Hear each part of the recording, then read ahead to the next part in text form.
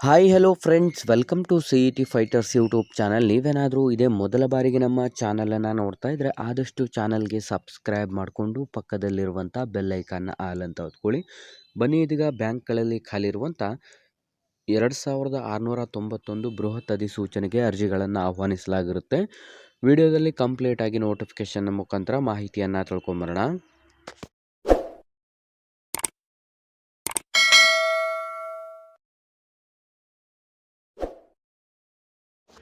ಇಲ್ಲಿ ಕಾಣಿಸ್ತಾ ಇದೆ ನೋಡಿ, ಇಲಾಖೆಯ ಹೆಸರನ್ನು ನೋಡೋದಾದರೆ ಯೂನಿಯನ್ ಬ್ಯಾಂಕ್ ಆಫ್ ಇಂಡಿಯಾದಲ್ಲಿ ಖಾಲಿ ಇರುವಂಥ ಅಪ್ರೆಂಟಿಸ್ಶಿಪ್ ಹುದ್ದೆಗಳ ಅಧಿಸೂಚನೆ ಆಗಿದ್ದು, ಒಟ್ಟು 2691 ಹುದ್ದೆಗಳಿಗೆ ಅಧಿಸೂಚನೆಯನ್ನು ಕೂಡ ಹೊರಡಿಸಲಾಗಿರುತ್ತೆ. ಕಂಪ್ಲೀಟಾಗಿ ಆನ್ಲೈನ್ನ ಮುಖಾಂತರ ಅರ್ಜಿಗಳನ್ನು ಆಹ್ವಾನಿಸಲಾಗಿದ್ದು, ಆಯ್ಕೆಯಾದಂಥ ಅಭ್ಯರ್ಥಿಗಳಿಗೆ ಸಂಪೂರ್ಣ ನಮ್ಮ ಭಾರತದಾದ್ಯಂತ ನೇಮಕಾತಿಯಾಗಿರುತ್ತೆ.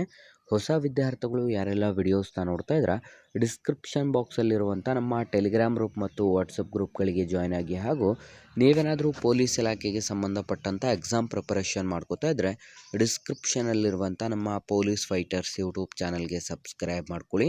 ಈ ಒಂದು ಅಧಿಸೂಚನೆಗೆ ಅರ್ಜಿಯನ್ನು ಸಲ್ಲಿಸಲು ಬೇಕಿರುವಂಥ ಶೈಕ್ಷಣಿಕ ಅರ್ಹತೆಗಳನ್ನು ನೋಡಿದ್ರೆ, ನೀವು ಯಾವುದಾದ್ರೂ ಒಂದು ಪದವಿಯನ್ನು ಹೊಂದಿರುವಂಥ ಅಭ್ಯರ್ಥಿಗಳಿಂದ ಅಧಿಸೂಚನೆಗೆ ಅರ್ಜಿಗಳನ್ನು ಆಹ್ವಾನಿಸಲಾಗಿರುತ್ತದೆ. ವಯೋಮಿತಿಯನ್ನು ನೋಡ್ತಾ ಹೋಗೋದಾದರೆ ಕನಿಷ್ಠ 20 ವರ್ಷದಿಂದ ಗರಿಷ್ಠ 28 ವರ್ಷದ ಒಳಗಡೆ ಇರಬೇಕಾಗುತ್ತೆ. ವಯೋಮಿತಿ ಸಡಿಲಿಕೆ SC/ST ವಿದ್ಯಾರ್ಥಿಗಳಿಗೆ 5 ವರ್ಷ ಮತ್ತು OBC ಕ್ಯಾಟಗರಿ ವಿದ್ಯಾರ್ಥಿಗಳಿಗೆ 3 ವರ್ಷ ಏಜ್ ರಿಲ್ಯಾಕ್ಸೇಷನ್ ಕೂಡ ನೀಡಲಾಗಿರುತ್ತೆ.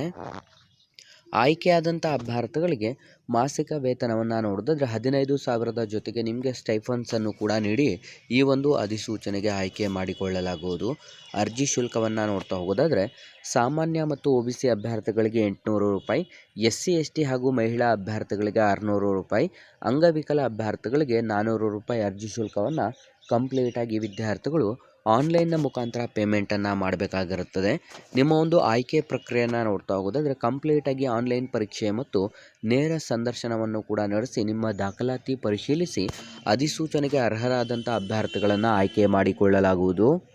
ಇಲ್ಲಿ ಕಾಣಿಸ್ತಾ ಇದೆ, ಕಂಪ್ಲೀಟಾಗಿ ನಿಮ್ಮ ಒಂದು ಆನ್ಲೈನ್ ಪರೀಕ್ಷೆಯಲ್ಲಿ ಏನೆಲ್ಲ ಕೇಳಲಾಗುತ್ತದೆ ಅಂತಲೂ ಕೂಡ ನೀಡಲಾಗಿರುತ್ತೆ.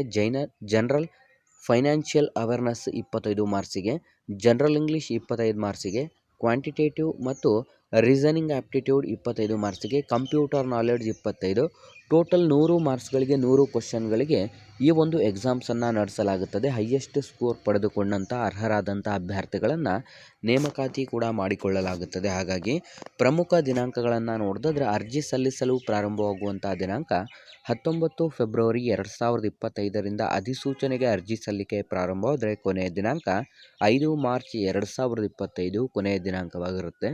ಹಾಗಾಗಿ ಯಾರೆಲ್ಲ ಆಸಕ್ತ ಅಭ್ಯರ್ಥಿಗಳು ವಿಡಿಯೋಸ್ನ ನೋಡ್ತಾ ಇದ್ರೆ ಹಿಂದೆ ಅಧಿಸೂಚನೆಗೆ ಅರ್ಜಿಗಳನ್ನು ಸಲ್ಲಿಸಿ ಹಾಗೂ ಹೆಚ್ಚಿನ ಉದ್ಯೋಗ ಮಾಹಿತಿಗಾಗಿ ನಮ್ಮ ಚಾನಲ್ಗೆ ಸಬ್ಸ್ಕ್ರೈಬ್ ಮಾಡ್ಕೊಳ್ಳಿ.